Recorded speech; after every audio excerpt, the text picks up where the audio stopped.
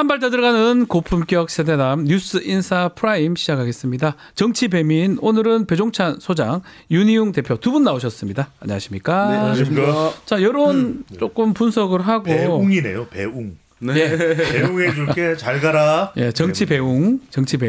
네. 누구 보고 잘 가라고 한 겁니까? 네네. 줄이겠습니다. 네. 자, 여론조사 오늘 조금 분석을 좀 해드리겠습니다. 한국갤럽 조사인데요. 국민 10명 중에 9명이 계엄에는 공감하지 않는다. 요거 배종사님께서 조금 소개를 좀 해주시죠. 예. 한국일보가 이제 매주 금요일 발표되는 조사도 있습니다만, 네. 국민일보가 이제 이 계엄과 또 탄핵 관련한 질문을 한 겁니다. 네. 그래서 이 조사 결과를 보면 계엄을 지지하지 않는다 87%니까 거의 뭐 대부분이라고 봐야 되겠죠. 대부분이라고 봐야 되겠는데요. 네. 또 하나는 이제 10명 중 7명은 반국가적인 내란행위다. 내란이다. 이건 얼마 전에 나왔던 리얼미터 조사하고도 거의 뭐 비슷한 수준으로 나온 겁니다. 예. 그러니까 사실 내란행위라는 것 자체가 공감이 되기 때문에 바로 이제 연결되는 것이 탄핵에 대한 찬성 비율이 높다라는 것이고. 네. 실제로 이제 주목할 것은 뭐냐면 이제 윤용 센터장이 이제 소개를 윤 대표께서 소개를 해주실 것 같은데 지지율이 이제 급락하고 있는 상황이거든요. 지지율요. 그러니까 예. 이제 보통 우리가 25% 미만은 이제 우리가 분석을 좀 하는 의견 또 정보를 드려야 되니까 25% 미만이면 레임덕. 그럼 레임덕 경고는 계속 들어왔죠. 경고는. 네, 20%대. 그다음에 예. 15% 미만은 탄핵 위기. 그다음에 한 자리 수는 그냥 탄핵이거든요. 네. 그다음에 5%로 내려가면 이거는 거의 존재 상실. 그러니까 5%는 의미 없는 거죠. 그죠, 의미 없죠. 예. 그러니까 이제 5%는 사실상 이제 탄핵 종료 뭐 이런 상황이기 때문에 지금은 거의 뭐 탄핵 직전 국면 여론상으로 11%예요. 11%. 그렇죠. 11%. 50대도 보니까 한 자리로 떨어졌고 여권 지지자들도 지금 25% 정도밖에 안 되고 요것도 한번 우리 센터장님 좀 분석 좀 해주시죠. 네, 이 조사가 예. 이제 국민일보 창간 기념으로 한국갤럽에 이제 별도로 의뢰한 거예요. 네네네네. 매주 금요일날 한국갤럽에서 나오는 건 이제 있지만 그것과 예. 별도로 그런데 조사를 6일, 7일 날 시행한 거예요. 6일, 7일. 그러면 네. 지난주 금요일, 토요일이란 네. 말이죠. 그런데 토요일 밤 기준으로 그 이후는 여론은 더 악화됐어요. 왜냐하면 부결이 되면서. 그렇습니다. 예. 그러니까 사실 그 좀 덜 악화됐을 때 조사 결과인 거예요. 그래서 그때 간신히 지금 두 자릿수를 유지하고 있는 거예요. 근데 대통령이 일 잘하냐라고 하는 우리가 흔히 얘기하는 대통령 국정 지지율 네. 11%인데 아마도 이제 이번 주에 하게 되면은 한 자릿수 조사 결과들이 보도되는 경우들이 나올 것 같아요. 네. 지금 이제 11%인데 이것이 어느 수준이냐? 이제 떨어지고 있는 수준인데요. 지난번 이제 박근혜 대통령 탄핵 때 있었잖아요. 네. 탄핵안 그때 최순실 태블릿 하고 시위 막 하고 할 때 10% 중반대를 유지했어요. 10%대였어요. 뜨거워지고 예. 그다음에 소추안이 통과가 됐잖아요. 예. 그다음부터 이제 5%로 쭉 갔어요. 5%로 딱 떨어졌군요. 5%로 쭉 갔어요. 예. 근데 지금은 통과는 안 된 상황이긴 한데 그렇다고 해서 시위 집회도 아직 뜨겁게 많이 이루어지지 않은 상황인데 불구하고 시위 위협받고 있으니까 지난번에 비해서 지금 현재 시점상으로 봤을 때 강도가 더 센 거라고 봐야 돼요. 네. 그래서 이제 지난번과 이번에 비교를 많이 어떤 분들이 이제 해보라고 하시는데 일단은 지난번은 국정 무능에 대한 분노였어요. 네. 국정 무능에 대한 분노. 그래서 어이없다. 어허. 좀 부끄럽다. 예, 예, 근데 예. 지금은 국민 생명 위협에 대한 분노인 거예요. 그러니까 그 강도가 달라요. 네. 차원이 다른 측면이 있어서 실제로 이제 여론에선 수치도 중요하지만 그 스트렝스 강도도 중요한데 지금이 훨씬 더 이제 강한 그런 상황이다. 그래서 11% 지금 나왔지만 이제 그것도 무너질 가능성이 지금 매우 높다 이렇게 좀 전망이 됩니다. 더 떨어질 것이다. 그러니까 이제 가파르다고 봐야 되겠죠. 네네네. 8년 전하고 어떤 차이가 있냐면 방금 전에 이제 윤 센터장께서 워낙 잘 분석을 해주셨는데 그때는 이제 국정 무능이었고 또 최순실을 하는 사람 한 사람으로 이제 기결이 됐어요. 맞습니다. 근데 이번에도 김건희 여사와 관련됐더라면은 비슷한 유형이었을까요? 국정 무능으로 농단이나 무능으로 갔으면 국정 무능 갔을 텐데 네. 비상 계엄이 되면서 이게 아하. 완전히 방아쇠 효과, 트리거 이펙트가 났죠. 그리고 네. 이제 생명 위협에 가장 이제 바로 연결되는 게 뭐냐면 군 투입이 됐어요.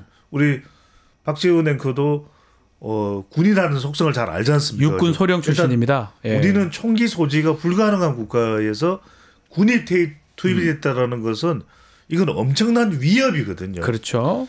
그러니까 이제 다른 어떤 것보다도 군 부대가 투입됐다라는 거. 오죽했으면 특전사 사령관조차도 제대로 내용을 몰랐다는 부분. 이 부분이 가장 결정적이고 그 당시에는 대통령에 대해서 뭐 뇌물수수나 그 부분일 거예요. 제3자 배임이었죠. 맞습니다. 맞습니다. 제3자 배임이었는데 제3자 뇌물수수 배임이었는데 이번엔 내란죄예요. 직접. 그렇죠. 내란죄예요. 내란죄. 그러니까 이 내란죄인데 심지어는 지금 민주당에서는 외란죄도 검토해보겠다. 외환죄입니다. 외환죄. 예. 그러니까 이런 상황이라면 훨씬 더 지금 지지율의 하락 속도가 가파르다. 자, 그러면 이게 갤럽을 이번 주에 하는지 제가 잘 모르겠는데 합니다. 하게 되면 이게 상상 못할 그 수치가 나올 가능성이 높은데 이러면 사실상 탄핵받은 국민으로부터 탄핵받은 수치라고 봐야 되는 거 아닙니까? 그렇죠. 탄핵이라고 하는 것이 사실 뭐 헌재에서 최종 결정이 나오는 것이긴 하지만 그러니까 헌재에서 결정은 법률가 앞에서 이런 말씀 드리긴 그렇습니다만은 헌재 판단은 법률적 판단과 정치적 판단 사실 같이 하는 거잖아요. 그렇죠. 그러니까 대법원은 법률적 판단만 하지만 그러니까 한쪽에 완성이 된 거라고 볼 수 있어요. 이게 이제 한 자릿수로 가게 되면 아까 뭐 5% 정도 되면은 무슨 의미냐? 그러면 이렇게 얘기를 하죠. 독도가 대한민국 땅입니까 아닙니까 물어봤을 때 아니라고 하는 비율도 5%로 나온다는 거죠. 그러니까 의미 없는 수치라는 그래서 거네요. 이제 거의. 그 한 자릿수라고 하는 것은 사실은 여론조사에서 이제 별다른 이제 의미 부여를 할 수 없는 것인 거예요. 네. 그래서 사실은 이제 한 자릿수로 내려가게 되면 국민 차원에서의 정치적인 탄핵은 사실 이루어진 것이라고 보고 네.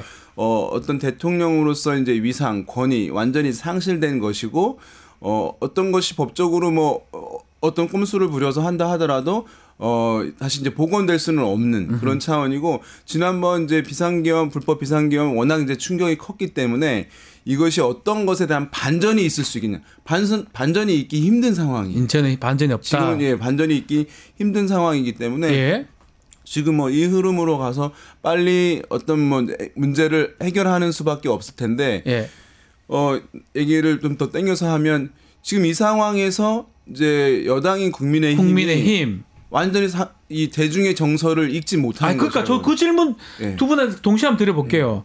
이 정도 상황이었는데 표결에 불참함으로써 지금 사실은 불길에 기름을 부은 거기거든요. 105명의 지금 적이다, 도적이다 이렇게 표현합니다. 이걸 파악을 못한 겁니까 정말로?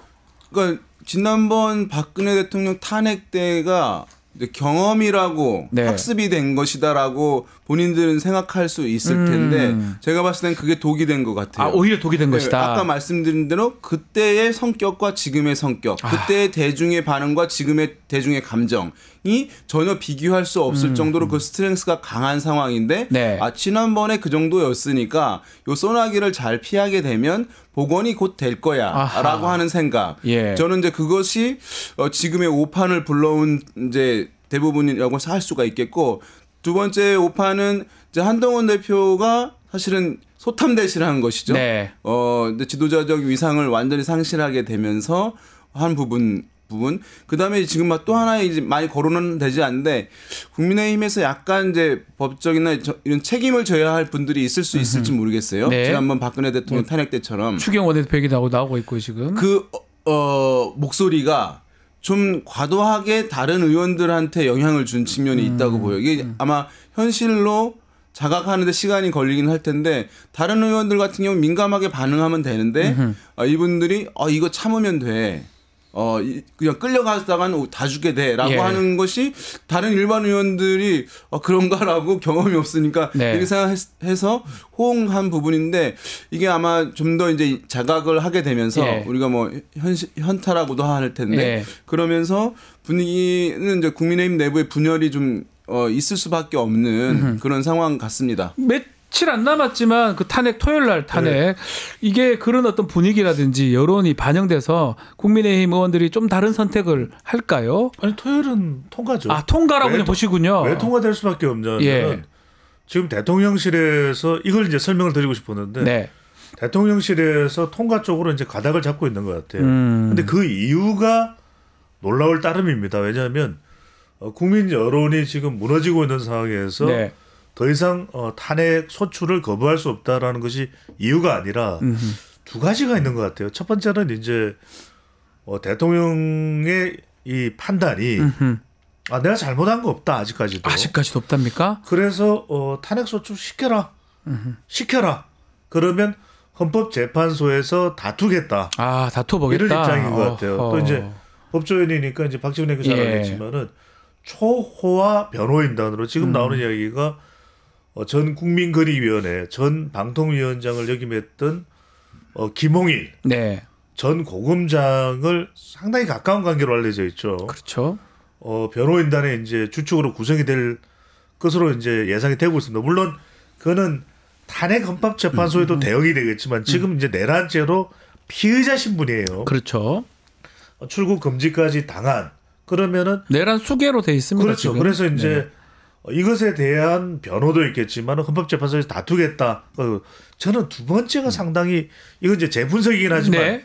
많은 공감을 하세요. 두 번째가 지금 한동훈 대표랑 해동을 했는데 일임을 했는데 일임이라는 게 윤석열 대통령을 상당히 생각해 주는 그런 일임일 걸로 알았을 거예요. 그런데 2월 사태, 4월 대선, 3월 사태, 5월 대선 그러니까 이건 탄핵보다도 더 빠를 수도 있거든요. 그렇죠. 더군다나 이거는 사퇴를 해야 되기 때문에 이 사퇴 선언을 하는 순간 완전히 식물 대통령이 되는 거예요. 네.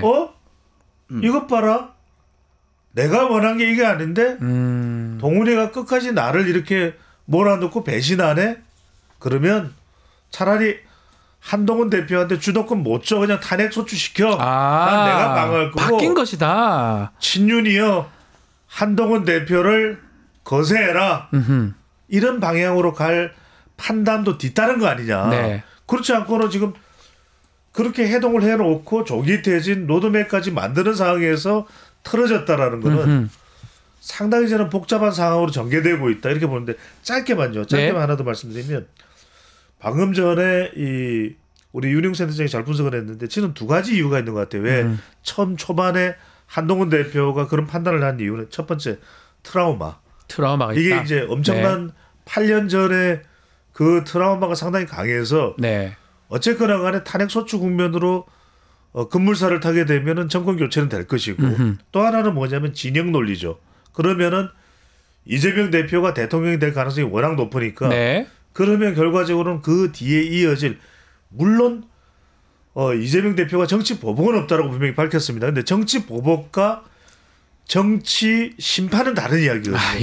정치 보복은 없습니다. 정치 심판으로 심판은 있다. 이건 거의 한 보수 기반 자체는 거의 이제 박멸될 거예요. 박멸될 수 있다. 그것에 대한 우려 때문을 그렇고 있는 거죠. 자, 국민의힘 지지율 얘기를 좀 해보면요. 일주일 만에 6%가 떨어졌더라고요.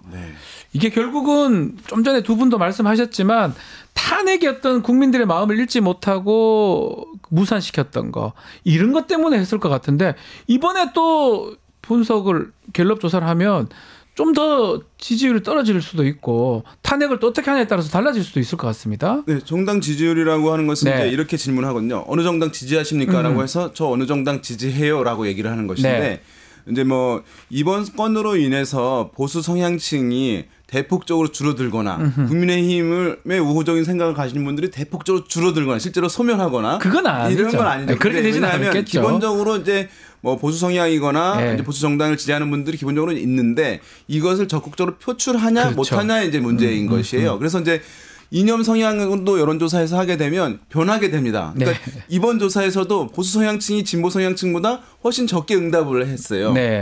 왜냐하면 창피한 거죠. 내가 지금 이 상황에서 보수 정권인데 보수층이다라고 얘기를 하는 게 지지 정당도 마찬가지 측면이 있거든요. 그러니까 어느 정당 지지하냐고 했는데 지금 이제 국민의힘을 지지한다고 얘기하기 힘드니까 한 30% 정도 나오다가 지금 한 20% 중반대 이번 조사에서는 24% 나왔는데 이것도 20% 선이 위협받을 가능성이 있어요. 왜냐하면 정당의 대응에 따라서 그러니까 여당이 지금 문제가 있다. 우리는 이제 다시 거리를 두고 단절하고 회복을 위해서 이제 이런 다른 길로 가겠다. 네. 법적인 책임을 묻고 또 탄핵에도 동참하고 하겠다라고 한다면 유지해야 될 가능성이 있는 거예요. 왜냐하면 부끄럽지 않으니까. 네. 그런데 대통령을 비호하고 탄핵은 반대한다 이런 입장으로 대중들에게 전달이 되게 되면 예.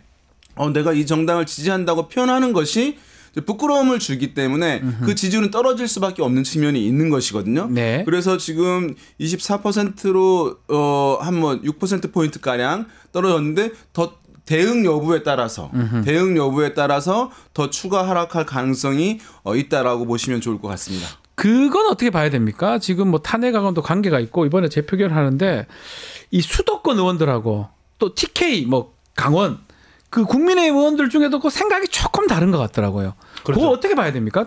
공천 받으면 된다. 이런 게 또 큽니까? 그렇죠. TK하고 수도권이 완전히 차이가 났는데 저는 이제 첫 번째로 이제 시청자분들이 보실 때 우리 시청자분들 보실 때 원내대표 전쟁이 붙었어요. 지금 권성동 원내대표 권성동이냐 얘기 김태호냐. 나옵니다. 예. 그것도 굉장히 중요한 게 권성동 쪽으로 가면은 또 국민의힘은 우왕좌왕. 사실상 수도권과 또 비수도권? PK가 이격되는 현상이 발생할 거예요.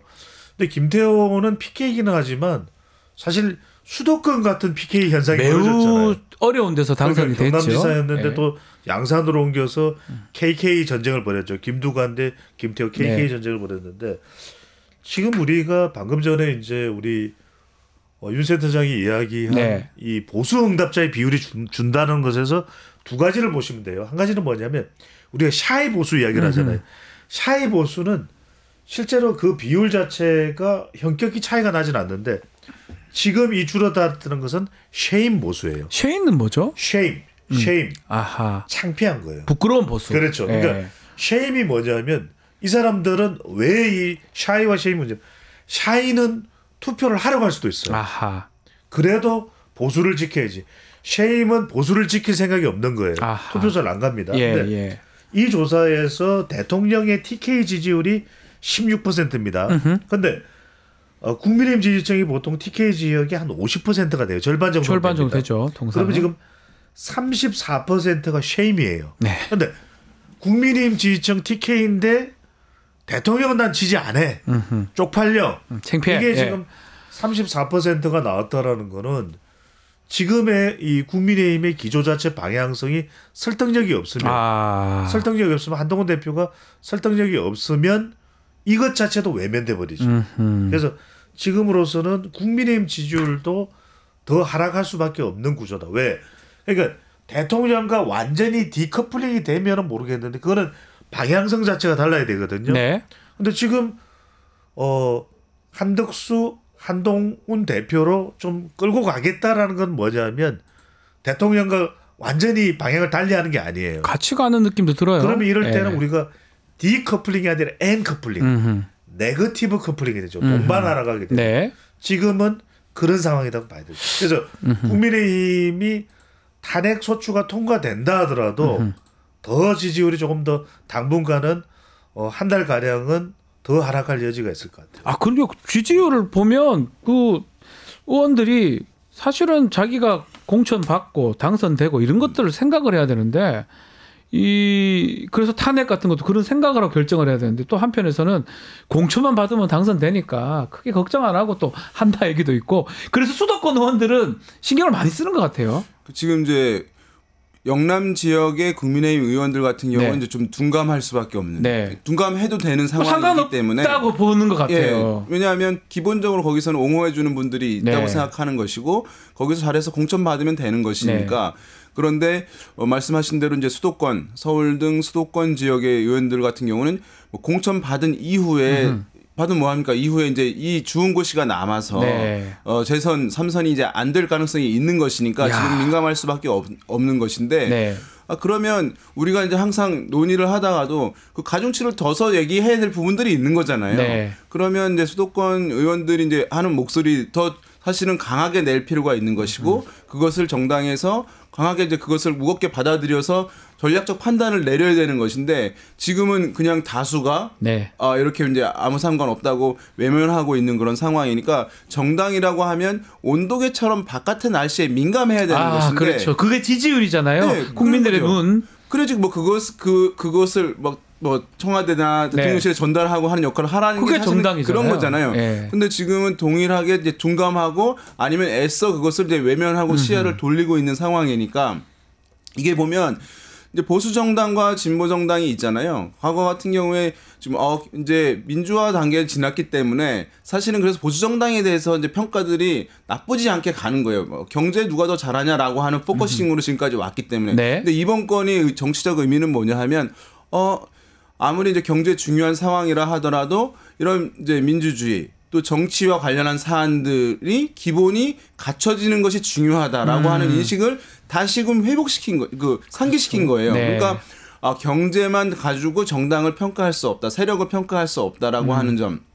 민주주의와 정치적 사안에 대해서도 정당들을 평가해야 된다는 20년 전, 30년 전으로 다시 한번 상기시킨 것이니까 그렇게 되면 보수 정당이 우린 경제를 잘해라고 만약에 이제 생각한다면 실제로 그런 반론도 많이 있습니다만 검증된 건 아니지만요. 근데 논리 자체가 깨져버리는 거예요. 그러니까요. 그러니까 사실은 보수 정당 국민의힘이 여기서는 빨리 이 문제를 털고 다시 시작하는 게 빠를 수가 있는 것인데 이걸 괜히 이제 옹호하면서 사실은 전체 지형을 자기들한테 불리하게 하는 덫으로 깊숙이 빨려 들어가고 있는 그런 형국이다. 이제 이렇게 이 상황을 좀 분석할 수 있을 것 같아요. 재밌는 게 뭐냐면은 김태호 의원이 안 나서다가 이번에 원내대표의 출사표를 세우는 이유는 약간 김태호는 개파가 없다고 봐야 되겠죠? 예. 아니, 이걸 잘 보셔야 돼요. 왜냐하면 2017년에 탄핵 이후에 대통령 선거가 실시됐고 문재인 정부가 시작이 됐죠. 네. 근데 2018년을 보면은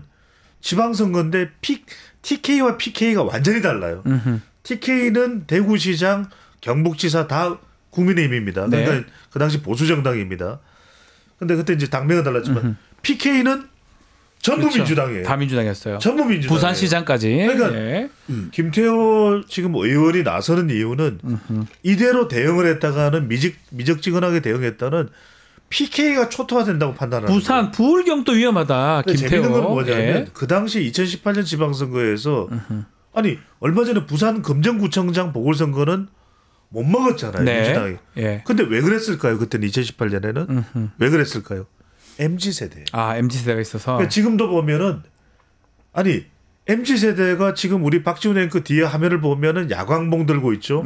저희가 뭐냐면 불과 얼마 전 비상계엄 사태가 일어나기 전까지 MZ세대는 대부분 무념청이었어요. 이념도 없고 또 무당청이었어요. 그런데 비상계엄이 나니까 완전히 반윤석열로 돌아섰어요. 그러니까 이들이 지금 뭘 하냐면 서울의 봄이 아니라 지금 뒤에 화면도 보면 서울의 밤이 돼버린 거죠. 이 젊은 20, 30대 이분들이 MZ세대 나와서 사실은 그 이준석 대표 있을 때 뭐 세대포 이런 얘기도 있었는데 지금 보면 완전히 지금 계엄이나 반란, 내란 이 국민의힘을 비판하고 성토하는 상황이잖아요. 그렇죠. 오늘 하나 우리가 더 분석해야 될 게 뭐냐면 차기 정치 지도자 구도가 이재명 대표가 더 앞서기도 했지만 지금 이 비상계엄 사태 이후에 완전히 이재명 대표 쪽으로 기울어졌거든요. 이것도 물론 다른 연령대도 있고 지역도 있지만 2030 세대가 압도적이에요. 2030이. 압도적인 변화예요.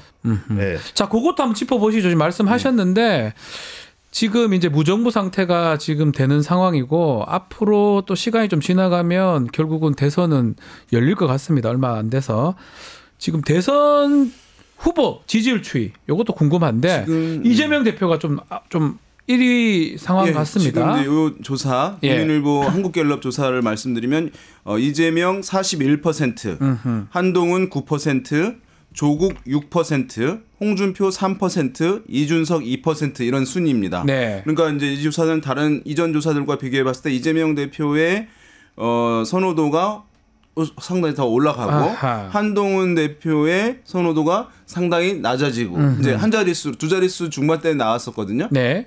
떨어진 이 상황을 이제 보여주고 있는 것입니다. 그래서 지금 이재명 대표는 어쨌든 이제 좀 이 상황이 정치적으로 봤을 때 뭐 좀 공고화되는 그런 효과를 가져온 측면이 있겠고 논의해 봐야 될 사항이 이제 한동훈 대표가 이제 한 자릿수로 떨어진 것인데 네. 다른 이제 보수 진영의 후보들에 비해서는 여전히 높긴 하지만 사실 여당 대표로서 갖는 프리미엄이 사실상 지금 거의 약화되고 있는 상황이라고 볼 수가 있습니다. 네. 이제 지금 이 이후에도 저는 좀 불확실한 측면이 있다고 할 수 있는데요. 왜냐하면 한동훈 대표가 이제 불안정한 리더십, 보수에서도 온전한 지지를 충분하게 받지 못하고 있던 상황인데 지금 입장이 많이 왔다 갔다 하고 소신이 변화된 모습들을 비춰지게 되면서 어떤 지도자가 보여줘야 할 어떤 소신, 일관성 이런 부분들 사실은 이번에 많이 훼손이 된 측면이 있는데 이것인데 또 결과적으로 더 타격을 줄 수 있는 사안이 뭐냐 하면 탄핵은 될 거잖아요. 네. 그럼 보수 강경층의 지지를 바꾸자 지금 입장을 많이 바꾼 상황인데 대통령 탄핵이 될 것이기 때문에 지키지 못했다는 것 때문에 거기서 우호적인 정서가 추가적으로 생성될 가능성이 없어요. 그다음에 본인이 대통령과 권력과 대척점에 선 모습들을 보여주게 되면서 네. 그래도 강단 있네, 소신 있네라고 하는 다른 길을 가려고 하네라고 하는 이미지를 갖고 그나마 있었던 것인데 이번에 많이 입장들이 번복이 되면서 한 8번, 9번 바뀐 것 같아요. 대통령 오히려 이제 보호하고 옹호하게 되는 거면서 아하. 또 탄핵을 또 거부하게 되는 것으로 비춰지게 되면서 예. 그나마 가지고 있던 권력과 대척점에 서서 할 말은 한다고 하는 그 이미지 그 부분도 손상이 됐기 때문에 네. 사실은 이후에도 추가적인 타격이 있을 가능성이 있다. 예. 그리고 아직 이 입장이 불분명한 것들이 왔다 끝나지 갔다 않은 하니까요. 상황이라는 점. 예. 그러니까 한동훈 얘기하면 그렇습니다. 한동훈 대표가 지금 9.8% 저는 지금 센터장님 말씀대로라면 더 떨어질 수도 있는데 차기 대선 주자 행보로 앞으로 어떻게 보십니까 한동훈 대표?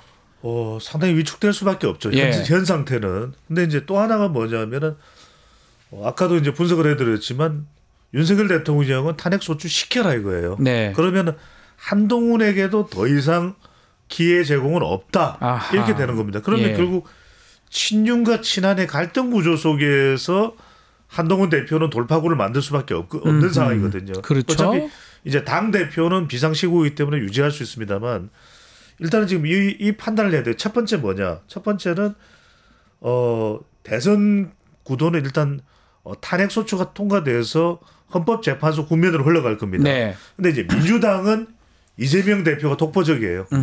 뭐 다른 대선 후보를 생각할 여지가 없습니다. 지금 그렇죠. 그렇죠. 예. 근데 또 하나는 뭐냐면 이 법리 전쟁이 대체로 인용될 거라고 생각이 되면서도 어떻게 될지 모르겠어요. 이게 굉장히 또 가져올 수 있는 일말의 변수예요. 네. 일말의 변수가 법을 또 잘 알고 있으니까 네. 헌법재판소 상황이 내란죄든 이 부분에 대해서 법학자들은 많이 이야기를 하고 있습니다만 어떻게 될지는 아무도 모릅니다. 그렇죠. 그거는 뭐 지켜봐야 되겠죠. 단 한 명이 네. 이것을 합의하지 않더라도 다른 상황이 연출될 수 네. 있기 때문에 그렇다면은 그 부분하고 결과적으로는 국민의힘 쪽은 한동훈 친한계 의원들이 이제 소규모로 뭉치는 구조와 오세훈 그다음에 안철수, 나경원, 심지어는 이제 김태호까지도 가세해서 이 구도가 될 가능성이 상당히 높아요. 그러니까 하나는 두 가지 포인트를 보시면 될 거예요. 하나는 헌법재판소에서의 기각과 인용에 어떤 변수가 작동하느냐. 네. 두 번째는 이재명 대표 대 그다음에 이 국민의힘 후보에서는 다자 후보 간의 대결 구도가 될 거예요. 근데 이 구조가 어떻게 전개되느냐. 하나는 뭐냐면 수렴이 되면 뭉칠 수 있으면 좋은데 여기에서 자칫 친한과 친윤의 갈등이 증폭되면 여기서 분열이 발생할 수도 있어요. 네. 알겠습니다. 일단은 이제 네, 정리해 한동훈 주십시오. 대표 보수의 진영이 어떻게 가냐면 한동훈 대표가 가지고 있던 당 대표로서의 차기 대선 주자로서의 이제 공고했던 위상 네. 그런 프리미엄들이 상당 부분 이 국면을 지나면서 상실이 될 가능성이 높고 그렇게 되면 보수 주자들은 춘추 전국 시대의 그렇죠. 이제 흐름으로 갈 가능성이 높고 지금은 한동훈이 좀 앞섰는데 그래도 안 그렇게 된다는 거죠. 왜냐하면 대선이 이제 임박해 있으니까. 예. 그러면 이제 뭐 개혁신당 이준석 전 대표 용 같은 경우에 이제 스탠스를 어떻게 가져갈 것이냐 네. 보수와 이제 이런 그것도 봐야 부분들도 되겠네요. 굉장히 주목되는 이제 포인트여서 거기서 이제 변수들이 이제 발생할 가능성이 있다 이렇게 좀 전망할 수 있겠습니다. 알겠습니다. 자, 오늘 말씀은 여기까지 듣겠습니다. 배종찬, 윤희용 두 분 감사합니다. 네, 고맙습니다. 유튜브 구독하고 실시간 채팅과 댓글을 남기시면 매일매일 7,000 TTCO를 드립니다. 참여 방법은 통통물 어플을 다운로드하고 회원가입과 로그인을 해주세요. 마이페이지에서 나의 회원 고유 번호를 복사해주세요. 유튜브 구독 후 실시간 채팅이나 댓글창에 고유 번호를 한 번만 입력하면 준비 끝! 지금 유튜브 채팅과 댓글 쓰기 참여하고 실천 TTCO 받아가세요.